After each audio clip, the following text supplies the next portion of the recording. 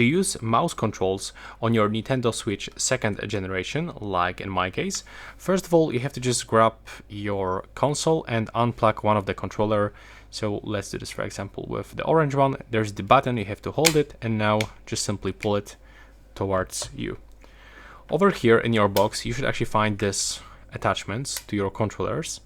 So we have to match minus with minus and plus with plus. So over here I've got plus, so what it means that I have to rotate it like so, and I have to plug it.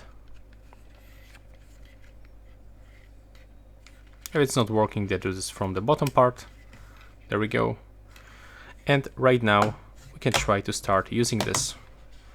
As you can see, it's working, and if you want to configure something, so we have to click on this button. It's the R button over here. So take a look. If I'm gonna go back, I'm selecting R, and on this one I'm selecting L. So I can go to use mouse controls and I can simply use it.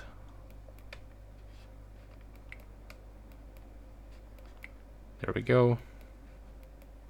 But sometimes it's not working properly. I'm not why, but it's actually struggling sometimes. If you want to scroll up and down, you can use this stick button. And that's basically it. That's how you can transform your Joy control into mouse.